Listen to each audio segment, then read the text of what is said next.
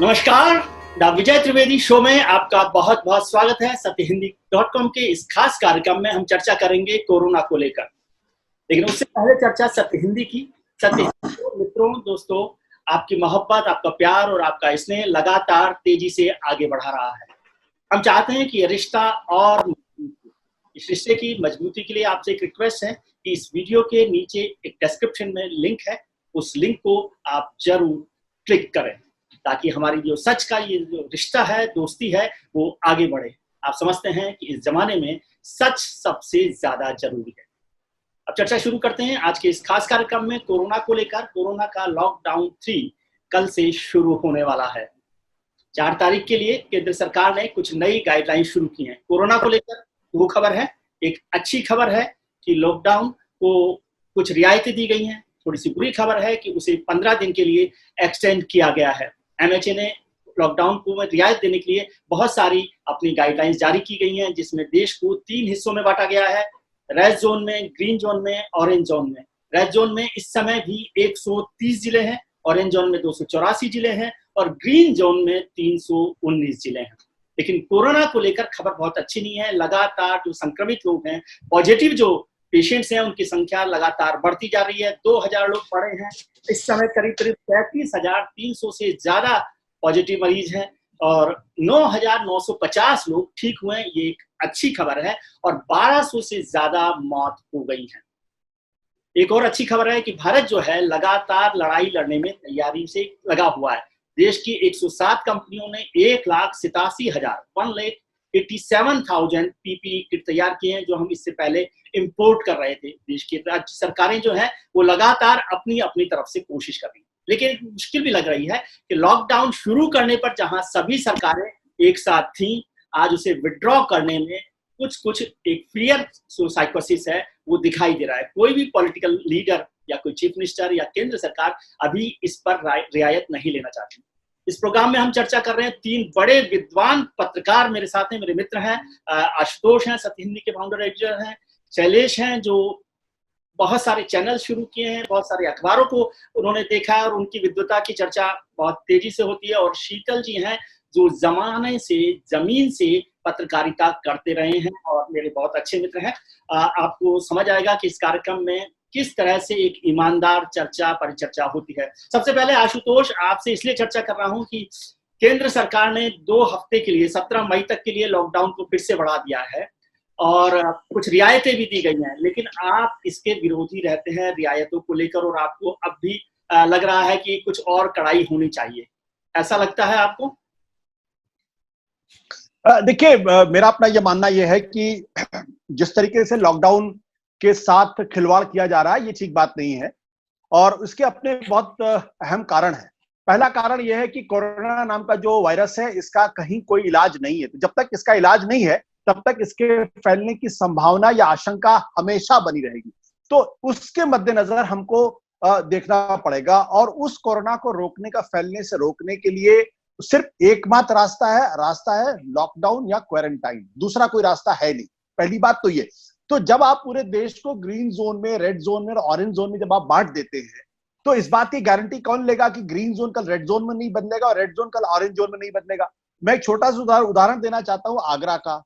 कुछ दिनों पहले यह बात आई थी, जब फर्स्ट लॉकडाउन खत्म हो रहा था, कि देश के सामने आगरा का मॉडल है और आगरा का जो क्वारंटाइन किया गया, लॉकडाउन किया गया, उसको पूरे देश को लागू करना चाहिए।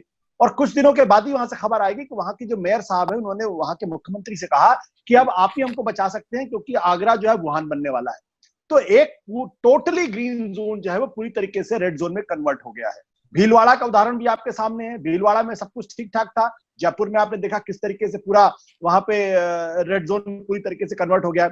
तो दूसरी बात यह है कि इसकी गारंटी कौन लेगा कि जिस तरीके से आप दफ्तर को खोल रहे हैं, जिस तरीके से लोगों का आना जाना, मिलना बैठना शुरू होगा, वैसे में कौन आदमी कौन सा वायरस लेके कहां तक फैला देगा, इसकी कोई गारंटी नहीं है।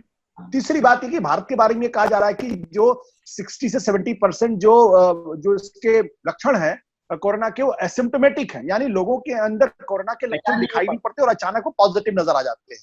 तो इसका मतलब ये कि जहां आज ग्रीन जोन है, कल वो पूरी तरीके से रेड जोन भी हो सकता है, क्योंकि आज की तारीख में हो सकता है वहां कोरोना का कोई मरीज हो और दिखाई ना पड़े, उसकी वो पकड़ में ना आए। और चौथी बात यह है कि हर एक्सपर्ट आज की तारीख में कह रहे हैं कि हिंदुस्तान के अंदर मई के मध्य में या मई के तीसरे से चौथे हफ्ते के बीच में कोरोना पीक करेगा। पीक करने का मतलब क्या है कि वहां पे कोरोना संक्रमण की संख्या बढ़ेगी। आप पिछले 24 घंटे का देख लीजिए, 2000 से ज्यादा एक दिन के अंदर संक्रमण वालों की संख्या बढ़ गई, यानी पीक करना शुरू हो रहा है।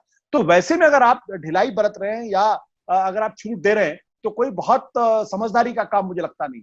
जी शैलेश, जिस तरह से आशुतोष सख्त विरोधी दिख रहे हैं, उनका नाराजगी दिखाई दे रही है कि सरकार की रियायतें और ये नहीं होना चाहिए, लेकिन प्रधानमंत्री जी ने पहले कहा था कि जान है तो जहान है, फिर कहा कि जान भी और जहान भी, और उसी को ध्यान में रखते हुए लगातार बहुत सारे हमारे पॉलिटिकल लीडर्स ने, चीफ मिनिस्टर्स ने, इंडस्ट्री के लोगों ने कहा कि खोलना चाहिए, कुछ रियायतें दी जानी चाहिए ताकि जिंदगी थोड़ी सामान्य हो सके। जो गरीब आदमी है, जो मजदूर आदमी है, जो मिडिल क्लास आदमी है, या जो छोटी इंडस्ट्रीज है, वो शुरू हो सके। आपको, और अभी जिस तरह से सरकार ने जो ट्रेन चालू की है मजदूरों की वापसी, आपको लगता है क्या ये सही कदम नहीं है? विजय जी, मैं विनम्रता पूर्वक आशुतोष जी को भी कहना चाहूंगा कि पूरे देश में और पूरी दुनिया में काफी हद तक कोरोना को लेकर जो बहुत कम जानकारी है या अधकचरी जानकारी है, हम सब लोग उसके शिकार हैं।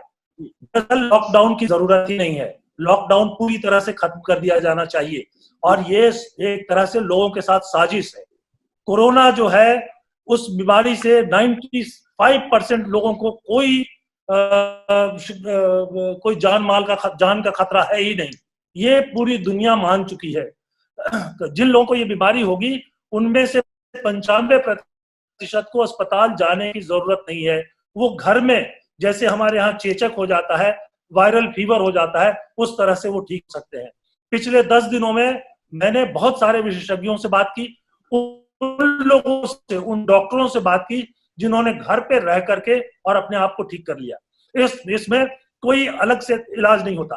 तो 95% के सामने कोई खतरा नहीं है। एक दूसरी बात यह है कि जो 5% जिनके सामने खतरा है, उनको अस्पताल में लाया जा सकता है। उनमें से कोई 1% या 2% ही है जिनको कि आईसीयू में लाने की जरूरत होती है। तो आईसीयू वाले थोड़े खतरनाक होते हैं। खतरनाक कौन है? जिनकी उम्र ज्यादा है, जो 60 साल से ऊपर के हैं, जिनका इम्यून सिस्टम कमजोर हो गया है। खतरनाक वो है जो जिनको कोई और बीमारी पहले से है, जैसे डायबिटीज है, या दिल की बीमारी है, या सांस की बीमारी है। ये जो लॉकडाउन होना चाहिए सिर्फ 60 साल से ऊपर के लोगों के लिए, और जिनको किसी और तरह की बीमारी है उनके लिए। बाकी देश को कोरोना हो जाने दीजिए, इससे हर्ड इम्यूनिटी आएगी और जो सारी समस्याएं हैं अपने आप खत्म हो जाएगी। मैं अब 2 डॉक्टर्स को, जिनको मैंने इंटरव्यू किया और इस चैनल पर चलाया, उनका नाम ले रहा हूं, डॉक्टर जयप्रकाश मोलियली और डॉक्टर जैकब जॉन। ये दोनों लोग जो हैं, इन्होंने ये जो हमारा अभी पल्स पोलियो अभियान है, इसको चलाया, बड़ी सफलता से चलाया और पोलियो को भारत से खत्म कर दिया। उसके पहले उन्होंने लेप्रोसी के खिलाफ चलाया था और लेप्रोसी को भारत से खत्म कर दिया। ये दोनों इसके पितामह माने जाते हैं। और डॉक्टर मुलीली ने मुझसे कहा कि ये जो लॉकडाउन है, उसके जरिए आप कोरोना से छिप रहे हो, आप you are trying to hide yourself. अगर आप अब कोरोना से छिप रहे हो तो आपको कोरोना नहीं छोड़ने वाला, जैसे ही बाहर निकलोगे वो पकड़ेगा। तो जब पकड़ेगा तो फिर आपके सामने समस्या आएगी, फिर कोई रोक पाएगा। यंग जनरेशन है, उनको कोरोना का संक्रमण 80% लोगों को तो एसिम्टोमेटिक होंगे, यानी उनको पता ही नहीं चलेगा कि उनको कोरोना का संक्रमण हुआ था। सिर्फ 20% लोगों को पता चलता है। 20% में से 95% को जीवन का खतरा नहीं है, और जो 5% है, सिर्फ उनको अस्पताल तक जाने की जरूरत पड़ सकती है। उनमें से भी 2% ही आईसीयू में जाते हैं। तो ये जो है, भेड़ चाल की तरह उठा के क्वारंटीन सेंटर बना दिया है, मूर्खतापूर्ण है। ये शुरू में जरूरत थी लॉकडाउन की, सिर्फ इसलिए जरूरत थी कि सरकार तैयारी कर सके। तो इसमें संकट सिर्फ इतना है कि एक साथ बहुत सारे लोग, बहुत बड़ी भीड़ अस्पतालों में आ जाएगी तो क्या करेंगे। जरूरत इस बात की थी कि एजुकेट करो लोगों को, उनको बताओ कि कोरोना से डरो नहीं, लड़ो। ये नहीं करके सारी सरकारें जुटी हुई हैं, गलत एडवाइस पे जुटी हुई हैं, और इस तरह से कोरोना खत्म नहीं होगा। जी शीतल जी, बड़े 2 अपोजिट पोल्स पर आपको व्यूज मिले हैं, दोनों बड़े विद्वान लोग हैं। आशुतोष सख्त समर्थक है लॉकडाउन के और शैलेश जी इस बात के सपोर्ट कर रहे हैं कि इसकी जरूरत नहीं है, और हाइप है उनके हिसाब से, और जरूरत भी नहीं है। आपको मैं मानता हूं कि चाहे वो दिल्ली के दंगे हो या कोरोना हो, आपको कोरोना वॉरियर्स के तौर पे जर्नलिस्ट मैं मानता हूं जो जमीन से जुड़े रहते हैं और लगातार करते हैं। आप क्या सोच रहे हैं? आप इन दोनों के बीच में कहीं चलना चाहते हैं? नहीं, देखिए, इसमें एक तो ये तथ्य है कि अगर 60 वर्ष तो नहीं, लेकिन अगर 50 वर्ष तक के लोगों के लिए आप कोरोना से आमना सामना करने के लिए छोड़ दें तो जो कैजुअलिटी नेचुरल है उनके अलावा नई कैजुअलिटी नहीं होगी। ये सच है, ये बिल्कुल सच है कि 50 साल से कम उम्र के लोग अगर उत्पादन के कामों के लिए छोड़े जाते हैं तो वो कोरोना का भी सामना कर लेंगे और उत्पादन भी करते रहेंगे। ये सचमुच में 50 साल के बाद या 60 साल के बाद जो भी रखें, वैसे 50 साल रखें तो थोड़ा सेफ रहेगा। इसके बाद वाले लोगों को आप प्रिकॉशन में रखें, उनको एडवाइस करें और उनको जरूरत पड़ने पर अस्पताल में जहां भी इलाज की व्यवस्था वो करें। क्योंकि कोरोना की जब तक वैक्सीन नहीं बन जाती तब तक आप एकदम से जो आपने किया है ऐसा करके, चूंकि आपकी आर्थिक हालत ये है नहीं। अभी जब मैं आपसे बात कर रहा हूं इस समय मेरे पास एक फोन आया हुआ है, मैं आपके कार्यक्रम के बाद उससे बात करूंगा। एक बस सूरत से 2.5 लाख रुपया चंदा करके मजदूरों ने किराए पे ली और इतनी बड़ी होम मिनिस्ट्री की घोषणा के बाद उसे कल रात 11 बजे से बॉर्डर पे मध्य प्रदेश वाले रोके हुए कह रहे हैं कि परमिशन कहाँ है। उनके पास परमिट भी है लेकिन अभी उनके पास MHA का ऑर्डर बॉर्डर पे नहीं पहुंचा है और रात से वो लोग पानी और उसके लिए मर रहे हैं। तो ये हमारे यहाँ अव्यवस्था की हालत ये है कि एक कान को दूसरे कान का पता नहीं। MHA इतनी बड़ी बड़ी घोषणाएं कर रहा है, सारे टेलीविजन पे चिल्ला रहा है कि राज्यों के बीच हमने बॉर्डर खोल दिया, परमिट लीजिए, चाहिए रेल चलाइए, बस चलाइए, लेकिन प्रैक्टिकली हालत ये है। आशुतोष जी की जो चिंता है कि मजदूर जो जाएंगे वो ये जो मूवमेंट शुरू हुआ है या लॉकडाउन में जो रियायत मिली है उससे ग्रीन जोन ऑरेंज में और फिर ऑरेंज रेड जोन में बदल जाएगी। नहीं, मैं इसका एक सबूत दे दूं कि करीब करीब 11-12 करोड़ मजदूरों ने ट्राई किया, जिसमें से कम 2-2.25 करोड़ मजदूर पैदल चल के, साइकिलों से और दूसरे चीजों से अपने अपने घर पहुंचे या क्वारंटाइन सेंटर्स में है। अभी तक एक जगह से भी ये रिपोर्ट नहीं है जैसी रिपोर्ट ये एक इसमें मुस्लिम जमावड़े में से आई थी या नांदेड़ में जमावड़े से आई थी। ऐसी एक भी शिकायत नहीं, कहीं 30 या 40 या 50 या 10 मजदूर भी मिले हो जो, क्योंकि ये सब जवान हैं, ये पैदल चल के आ रहे हैं, ताकत अभी ये नौजवान लोग हैं, ये आराम से कोरोना का भी मुकाबला करते हुए चले जा रहे हैं और इनमें केसेस नहीं आए इतनी बड़ी तादाद होने के बावजूद। और ये सब साथ गए हैं, साथ इन्होंने खाना पीना जहां जो मिला है और आप जितनी भी वल्नरेबिलिटी आप गिन सकते हो सब इन पे शामिल है और इसके बावजूद वो लगभग स्वस्थ है। अभी तक उनकी जो भी करीब 2-3 दर्जन कैजुअलिटी की सूचना है, लेकिन वो सारी कैजुअलिटीज नॉन कोरोना इश्यूज पे है। जैसे डिहाइड्रेशन से किसी की घर पहुंचने से पहले डेथ हो गई, किसी बच्ची के साथ ऐसा हो गया, किसी को हार्ट अटैक हो गया, सारी डेथ दूसरे कारणों से है। कोई कोरोना से डेथ उनमें से एक भी रिपोर्टेड नहीं है अभी तक। हो सकता हुई भी हो तो रिपोर्टेड नहीं। जी आशुतोष, आपने एक लंबी सक्सेसफुल ऑनेस्ट पॉलिटिकल पारी खेली है और शैलेश जी जिस तरह से बात की है उसमें उनका इशारा हमारी पॉलिटिकल लीडरशिप पर है कि वो पॉलिटिकल इंटरेस्ट की वजह से ये सारा तमाशा इतना बड़ा किए हुए है। आपको लग रहा है? नहीं। देखिए, शैलेश जी की राय से मैं पूरी तरीके से ना इत्तेफाक रखता हूं, क्योंकि ये जो कलेक्टिव विजडम है, जो ग्लोबल कलेक्टिव विजडम, उसके खिलाफ वो बात कर रहे हैं। तो जाहिर सी बात है उनकी आवाज थोड़ी बुलंद है, लेकिन एक बात को आप ध्यान रखिए कि चीन के वो लोग बेवकूफ नहीं थे जिन्होंने पूरे वुहान प्रांत को 2 महीने के लिए पूरी तरीके से लॉकडाउन करे सक्सेसफुली उसको किया, या अमेरिका में जिस तरीके से बेवकूफी की गई उसका नतीजा ये कि 50,000 से ज्यादा लोगों की वहां जाने जा चुकी हैं ऑलरेडी, न जाने कितने लोगों की जाने वाली हैं। तीसरी बात क्या है, देखिए एक बात हमको समझना पड़ेगा कि जो मॉडर्न सिविलाइजेशन है, जो हमारा है, वो इस बात पर निर्भर करता है कि एक भी आदमी की जान नहीं जानी चाहिए। अगर हम बचा सकते हैं तो बचाएं। शैलेश जी का कहना यह है कि अगर 100 में से अगर 2 आदमी मर रहा है तो उसको मरने दीजिए, बाकी 98 आदमी को जो है वो जस्ट करने दीजिए, मजा करने दीजिए। नहीं कहा, मैंने ये कहा कि 100 में से अगर 2 लोगों को मैं तो आप फ्रीज कर गए हैं। और दूसरी देखिए, तो महत्वपूर्ण बात क्या है कि ये संकट इटली के सामने भी आया था कि वहां क्या करें। जब काफी संक्रमण हो गया तो वहां एक तर्क ये दिया जाने लगा कि भाई बुजुर्गों को जो है अगर मर रहे तो जो है उनको मरने दीजिए, जो प्रोडक्टिव ह्यूमन कैपिटल है उसको हम बचा लेते हैं।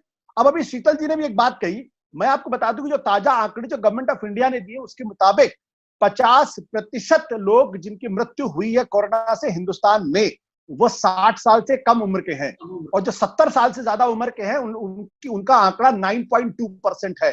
तो कोरोना अभी म्यूटेशन की स्थिति में भी आने वाला है। दूसरी बात क्या है कि अगर दुनिया में सब कुछ इतना ही अच्छा, जैसा कि शैलेश जी कह रहे हैं, कोरोना का कोई खतरा नहीं है, सारी सरकारें मूर्खता कर रही हैं, तो फिर छोड़ देना चाहिए। ये सवाल सरकारों पर छोड़ने का नहीं है, ये सवाल इस बात का है कि हमारे देश की सरकार जिसको आज से जनवरी के महीने में कदम उठाने चाहिए उसने कदम नहीं उठाए, जो हेल्थ का इंफ्रास्ट्रक्चर मजबूत करना चाहिए था वो उसने नहीं किया, जिस तरीके से लोगों को एडुकेट करना चाहिए था वो उसने नहीं किया। अब वो आनन फानन में चूंकि उसके ऊपर जिम्मेदारी ना आए तो इसलिए वो कभी पूंजीपतियों के दबाव में आकर लॉकडाउन में रिलीफ देने की बात करती है, कभी कोटा के लोग, इस देश के अंदर क्या है कि कोटा में अगर छात्र फंसे हुए तो हमारी बसें चली जाती हैं, लेकिन अगर गरीब मजदूर अगर कहीं भूखों मर रहा है तो उसकी बस को जो है वो मध्य प्रदेश के बॉर्डर पर रोक दिया जाता है। ये दिक्कत हमारे गाड़ियां भी चलवा दी हैं, गाड़ियां भी चलवाई हैं, देखिए मजदूरों के लिए बसें भी चलवाई हैं। कुछ केस तो होते ही हैं इतने बड़े, हो सकता है। और लगता था कि आपको गरीबों की ज्यादा चिंता होगी, मजदूरों की, कि वो मजदूर कैसे काम करेंगे यदि लॉकडाउन खुलेगा नहीं तो उनकी रोजी रोटी का क्या होगा। देखिए मैं फिर आपसे कहता हूं कि ये सारे तर्क, ये कभी कभी क्या होता है, गरीबों का तर्क दिया जाता है पूंजीपतियों को, मध्य वर्ग को बहलाने के लिए, उनको फायदा पहुंचाने के लिए। मेरा कहना है मोदी जी 2014 के बाद से आए, उन्होंने कहा करोड़ों की संख्या में जनधन अकाउंट खुल गए, अगर जनधन अकाउंट खुल गए तो उनके खाते में पैसा क्यों नहीं जा रहा। सरकार कह रही 1,75,000 करोड़ का हमने रिलीफ पैकेज दे दिया, लोगों को दाल मिल रहा, चावल मिल रहा, तो बेचारा गरीब भूखों क्यों मर रहा। ये सवाल इसलिए है क्योंकि इस देश को लंबे समय तक सरकारों ने बेवकूफ बनाया है और वो बेवकूफ हम लोग बन रहे हैं। इसलिए मैं साफ तौर पर कहना चाहता हूं कि लॉकडाउन को मई के अंत तक पूरी तरीके से लागू करना चाहिए। अगर नहीं लागू करेंगे, आज मेरी बात आप लोगों मान लीजिए, इस देश को बहुत बड़ा खमियाजा भुगतना पड़ेगा। एंड मैं इसको पूरी गंभीरता के साथ कह रहा हूं, हिंदुस्तान को लंबा खमियाजा भुगतना पड़ेगा। अभी हम 20,000 टेस्ट पर डे करने की स्थिति में नहीं है। जो इंटरनेशनल एपिडेमियोलॉजिस्ट है उनका कहना है कम से कम 5 लाख अगर टेस्ट पर डे अगर आप कर सकते हैं, जो भारत की आबादी है, तब आप आश्वस्त हो सकते हैं कि आपके यहाँ संक्रमण फैल रहा है या नहीं फैल रहा, लोग मर रहे हैं या नहीं मर रहे। जी शीतल जी, आप क्या सोच रहे हैं? आपको लग रहा है कि एक्सटेंशन होना चाहिए, नहीं होना चाहिए? और ये जो मजदूरों की जो चिंता है कि मजदूर घर पहुंच रहे हैं, वापस आ रहे हैं, इसकी एक और दूसरी चिंता जो मुझे समझ में आई, बहुत सारे लोगों ने कहा इंडस्ट्री में कि अब वो वापस भी नहीं आएंगे जल्दी तुरंत लौटकर। नहीं, जाहिर है कि अभी शैलेश जी कुछ बोल रहे हैं। शैलेश जी, नहीं शीतल जी आप बोलो। नहीं देखिए, मजदूरों के लिए तो एक बड़ी अजीब सी समस्या हो गई है। तो उनको बीमारी से बहुत ज्यादा डराया गया, क्योंकि सूचनाएं जब अगर सही ढंग से नहीं पहुंचती हैं तो वो बहुत दूसरी तरह के आकार ले लेती हैं। तो उसमें उनको ये है कि अगर हमको मरना ही है तो अपने घर चल के मरे, तो वहां से भागे हैं घर। इतना बड़ा माइग्रेशन, रिवर्स माइग्रेशन इतिहास में कहीं नहीं देखा गया। चीन में जहां ये प्रॉब्लम हुई वहां उन्होंने एक जगह उसको कंटेन कर लिया और बाकी देश वो चलाते रहे। हमारे देश में चूंकि जो भी डिसिप्लिन है व्यवस्था की वो लगभग कोलैप्स है। तो पता चला कि करोड़ों लोग सड़क पे आ गए, उनके लिए कोई इंतजाम नहीं था, या इंतजाम था तो उनको बताने वाला कोई नहीं था कि इंतजाम है, और प्रैक्टिकली तो उनको नहीं मिला। अभी की स्थिति यह है कि हमारी जो अर्थव्यवस्था है उसमें करीब 87% लोग ऐसे हैं जो ऐसी किसी परिस्थिति के लिए वल्नरेबल है। उनमें से 47% तो ऐसे हैं जिनके पास 2 दिन का भी अपने पास कोई बचत नहीं है कि वो 2 दिन अपना खर्चा चला सके, उनको रोज कमाना रोज खाना है। और इसके बाद 47 से 87% के बीच जो लोग थे उनके पास 15-20 दिन का, 25 दिन का कुछ बचत थी, जो इस दौरान वो साफ हो गई है। अब उन तक सरकारी जो 500-1000 रुपए की इस तरह की छोटी मोटी टिटबिट्स है, वो भी जिनका रिकॉर्ड होगा, जिनका खाता होगा, जो रिकॉर्ड पे होंगे उनको मिलेगा। और फिर उसमें तमाम पेच है। अभी तक तो 10% भी दलहन नहीं पहुंचा पाई है ये सरकार। ये एक्सेप्टेड सत्य है कि जो अनाउंस किया था उसमें 100 नहीं 1/10% दाल पहुंचा पाई है। तो आप समझिए कि हमारी चीज लोगों तक कहां पहुंच रही है, परफॉर्मेंस का लेवल क्या है।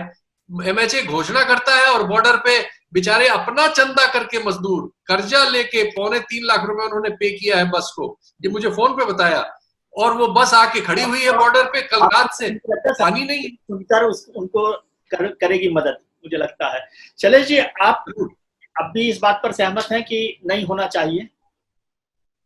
नहीं, मैं एक बहुत साफ बात कर रहा हूं। आशुतोष जी अभी तुलना कर रहे थे अमेरिका से और ब्रिटेन से।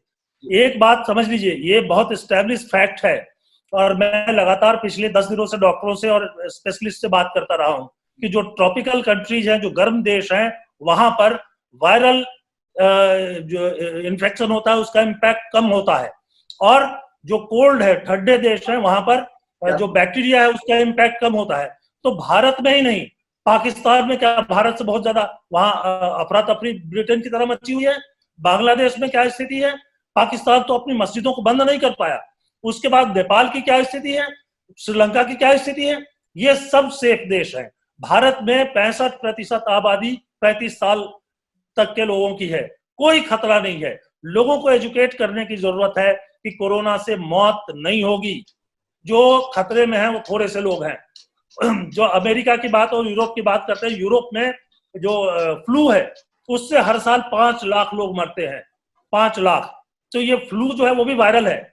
वहां जो है टीबी से नहीं मरते, भारत में टीबी से मरते हैं। तो भारत में जो मौतें होती हैं वो बैक्टीरिया से होती है, ठीक है। इसलिए जो पश्चिम में हो रहा है वो भारत में, या जो भारतीय उपमहाद्वीप है, ये जापान में भी नहीं हो रहा, ये सब इसीलिए जो ये है। और जिस चीन की बात कर रहे हो, अगेन वो ठंडा है। चीन में बीजिंग तक में एक जानकारी मैं आपसे लेना चाहता हूं कि जो सरकारें फैसला कर रही हैं, चाहे वो प्रधानमंत्री हो या मुख्यमंत्री हो, वो सिर्फ अपने स्तर पर नहीं कर रहे हैं। वो जो डॉक्टर्स हैं, साइंटिस्ट हैं और जो मेडिकल एडवाइजर्स हैं, उनके आधार पर ही फैसला किया जा रहा है ना। वही एडवाइजर्स है जिन्होंने 150 रुपए का किट 600 रुपए में खरीदने के लिए एडवाइस दिया था। और ये 150 और 600 के बीच का मार्जिन कहां जा रहा है, जरा आप इसको समझ लीजिए। तो कोरोना भी जो है वो कमाई का एक जरिया बन गया है। 150 रुपए में चीन बेच रहा है, उसको इंपोर्टर ने यहाँ पर, ये हाईकोर्ट में आया हुआ फैक्ट बता रहा हूं, जो रैपिड टेस्ट किट है उसको चीन ने 150 में बेचा, जो इंपोर्टर है उसने 220 रुपए में बेचा, और जो उसके बाद जो उसका डिस्ट्रीब्यूटर है वो उसने 600 रुपए में हमारा जो भारत सरकार है उसको सप्लाई किया, और 400 रुपए में तमिलनाडु सरकार को सप्लाई कर दिया। इसी पे झगड़ा हुआ और ये हाईकोर्ट तक गया। तब हाईकोर्ट ने कहा कि नहीं, जीएसटी के साथ 400 रुपए से ज्यादा नहीं ले सकते। तो ये इनके लिए कमाई का एक जरिया बन गया है, और इसलिए इस महामारी को ये और फैलाते रहेंगे। असल में कोई खतरा नहीं है। भारत युवा आबादी वाला देश है। जो इन्होंने कहा अमेरिका, वहां पर जो ट्रंप ने एक बात एक्सेप्ट की थी वो सही है कि ओल्ड एज होम, और ये इटली ने भी कहा कि ओल्ड एज होम में जो हमको करना चाहिए था वो हम नहीं कर पाए, और ज्यादातर मौतें वहां के ओल्ड एज होम में हुई है। इसको समझना पड़ेगा। मैं ये नहीं कहता कि बाकी लोगों को बिल्कुल खतरा नहीं है। अगर उनको कोई दूसरी बीमारी पहले से है तो वो खतरे में है। और डर भी अपने आप में एक बीमारी है। आप अगर ये सोचने लगे कि कोरोना है, अब मैं मरूंगा ही, तो उससे भी मौत हो सकती है। और एक बात आखिर में, आशुतोष जी हाथ उठा रहे हैं, जरूर बोलने दीजिए, लेकिन मैं एक बार और कहूं कि भारत में जो सांप है उनमें से 99% नॉन पॉइजनस है, यानी उनमें विष होता ही नहीं। लेकिन लोग जो है सांप के काटने से ऐसे ही मर जाते हैं। और ये रिसर्च बताता है कि असल में वो दिल का दौरा से मर गए, क्योंकि उनको लग गया कि सांप ने काटा है तो अब जहर चला गया है, अब मैं मर ही जाऊंगा। तो ये है मैं तो शैलेश जी के मैं तो अगर मेरे पास डोनाल्ड ट्रंप का नंबर होता तो मैं उनको सीधे कहता कि आप शैलेश जी को अपना एडवाइजर नियुक्त कर लीजिए। उसके बाद तो अगला टर्म तो जीत ही जाते हैं डोनाल्ड ट्रंप। देखिए, पहली बात ये कि मेरा शैलेश जी बड़ी लॉजिकल बात कर रहे हैं, ऐसे नहीं। मैं आपको बता दूं, देखिए, हमको थोड़ा सा इस बात को समझना पड़ेगा कि जो पूर्वी यूरोप और पश्चिमी यूरोप का उदाहरण लीजिए। पूर्वी यूरोप, पश्चिमी यूरोप में जो जमीन आसमान का फर्क है आज की तारीख में। जो चेक गणराज्य है, स्लोवाकिया है, पोलैंड है, वहां पे आप देखिए, वहां पर संक्रमण बहुत कम है और डेथ फिगर तो बहुत ही कम है, डेथ फिगर बहुत ज्यादा कम। उसका कारण क्या है? कारण यह है क्योंकि उन्होंने लॉकडाउन को बहुत संजीदगी के साथ और पूरी गंभीरता के साथ और बड़ी कड़ाई के साथ उसको लागू किया। पश्चिमी के देशों ने कहा कि हमारे पास तो बड़ी सुविधा, हमारा कोरोना क्या कर लेगा, और उसके बाद कोरोना का हालत आप देख लीजिए। मेरा कहना यह है कि अगर शैलेश जी की बातों में इतनी सच्चाई है, इतना दम है, तो चीन जैसे देशों को और साउथ कोरिया जैसे देशों को और बाकी देशों को या दूसरी चिंता करने की जरूरत ही नहीं है। हम ये साउथ कोरिया में कोई लॉकडाउन नहीं है, न्यूजीलैंड ने लॉकडाउन खत्म कर दिया। सुन लीजिए मेरी बात, सुन लीजिए। साउथ कोरिया के अंदर इसलिए लॉकडाउन नहीं लगा क्योंकि साउथ कोरिया ने जिस दिन उनको पहले वहां पे सार्स का एग्जाम्पल था, उन्होंने उस एग्जाम्पल के साथ साथ जैसे ही उनका पहला कोरोना का मरीज आया, उन्होंने बल्क में चीजें प्रोड्यूस की, टेस्टिंग उन्होंने की, सारे जो प्रोटोकॉल, उस प्रोटोकॉल को लागू किया। और उस प्रोटोकॉल को लागू आप हिंदुस्तान में नहीं कर सकते। आप इस बात को समझना पड़ेगा हमको। हम हिंदुस्तान में उसको लागू नहीं कर सकते हैं। हिंदुस्तान में इतनी जबरदस्त आबादी है, यहाँ जो पॉपुलेशन का डेंसिटी है, इसलिए हैंडल नहीं कर सकते। लेकिन शैलेश जी की अपनी एक राय है, तो ठीक है, मैं उसका सम्मान करता हूँ। स्वीडन ने भी नहीं किया, स्वीडन ने भी नहीं किया। वक्त बचा आप सर, वो लॉकडाउन नहीं किया। मैं तो वो विद्वानों के बीच फंस गया हूँ, कुछ समझा दीजिए मोटी बुद्धि के आदमी को क्या करना है। आप उससे पूछ रहे हैं? देखिए, ऐसा है कि स्वीडन ने भी सेम प्रयोग किया। उन्होंने लॉकडाउन नहीं किया, प्रिकॉशंस लिए, और उनके यहाँ भी जो डेथ टोल वगैरह है वो तुलनात्मक रूप में सारे स्कैंडिनेवियाई देशों जैसी ही है। तो ये इसके अलग अलग उत्तर है, और भारत में एक प्रयोग किया जाने की पूरी संभावना थी। लेकिन ये अनफॉर्चुनेट है, जो शैलेश जी कह रहे हैं उस बात में वैज्ञानिक दम है। जो मलेरियल देश है, मैं उसको इस भाषा में कहूंगा, और जहां बीसीजी का टीका लगा हुआ है, जो हमारे यहाँ टीबी, एंटी ट्यूबरकुलोसिस में लगता है, जो फेफड़े की ताकत को बढ़ाने के लिए होता है, उन सब देशों में, वो ठीक कह रहे हैं कि पाकिस्तान में, बांग्लादेश में, नेपाल में, भूटान में, लंका में, हमारे इस पूरी बाउंड्री में कहीं उतना नहीं हो रहा है प्रकोप जितना दक्षिण यूरोप के देशों में हुआ है, फ्रांस में, स्पेन में और इटली में हुआ है, और उत्तरी यूरोप में उतना नहीं हुआ है। तो ये इन बातों में भी दम है, इनके भी वैज्ञानिक आधार है, और भारत के पास इसका प्रयोग करने का मौका था। कहीं एक तरफ रहना चाहते हैं, मुझे ये बताइए छोटा सा जी। आप दोनों के साथ रहना चाहते हैं या अपनी? नहीं, मैं वैज्ञानिक तर्कों के साथ रहना चाहता हूं, और जो शैलेश जी कह रहे हैं उसमें वैज्ञानिक मतलब वो तर्क है, तार्किकता है उसमें, वो वैसी बात नहीं है। कोई आप बात कहना चाह रहे हैं आखिरी बात? मैं विजय जी जो बात कर रहा हूँ वो डॉक्टर जयप्रकाश गुलेले, ये सत्यहिंदी.com पर ही उनसे बात करके मैंने चलाया। दूसरे जो जैकब जॉन है, ये दोनों पायनियर्स है जो वायरल डिजीज होता है, और उसको देश में इसके पहले चेचक को कंट्रोल किया गया था, लेकिन हाल फिलहाल में 1990 के बाद में जो ये दो बीमारियां कंट्रोल में आई है उसको इन्होंने किया। और दोनों खुल के कह रहे हैं कि युवा आबादी है, एजुकेट करो, उनको कहो कि डरो नहीं, फाइट करो, उनको कहो कि क्वारंटाइन घर में कर लो। मैंने 4 डॉक्टरों को इंटरव्यू किया। एक डॉक्टर पति पत्नी बच्चे दोनों साथ रहते थे, उनको इन्फेक्शन हो गया। उन्होंने तय किया कि बच्चों के साथ टीवी देखेंगे, खाना खाएंगे, घर में खुल करके रहेंगे।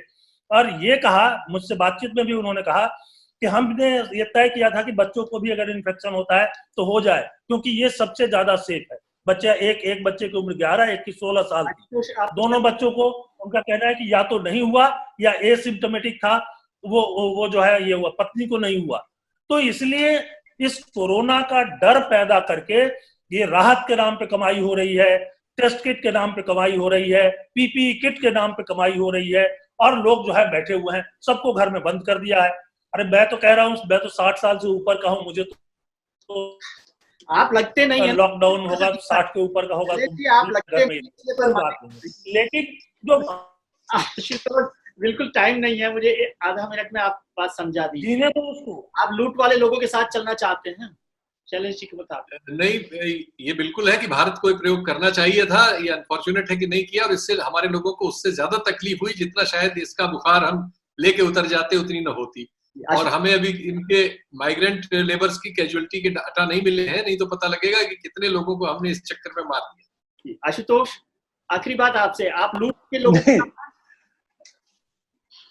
नहीं, ये देखिए, मेरा जिंदगी में कभी भी कॉन्स्पिरेसी थियरी में यकीन नहीं रहा है, और बुरा ना माने, लेकिन समाजवादी और जो साम्यवादी हमारे मित्र हैं वो अक्सर कॉन्स्पिरेसी थियरी में यकीन रखते हैं। मैं तो ये जान के हैरान हूं कि अभी तक शैलेश जी ने जो है वो ये नहीं कहा कि हिंदुस्तान के अंदर जो लॉकडाउन हुआ जो अमेरिका के कहने पर, क्योंकि ये कैपिटलिस्ट साजिश है, पूंजीवादी साजिश है। तो खैर वो तो उन्होंने बात नहीं की। मैं तो अपनी बात तो पूरी तरीके से सड़ा हूं। मुझे उसमें मुझे जो कहना है, मैंने साफ तौर पर कहा, ये लॉकडाउन देश के लिए खतरनाक है। लॉकडाउन 100% होना चाहिए। चलिए, बहुत बहुत धन्यवाद आप तीनों लोगों का कि आपने हमारा ज्ञानवर्धन किया। और हम समझते हैं कि लॉकडाउन बढ़े या रियायतें जो भी मिले उसके बाद इस संकट से हम लोग निकलें।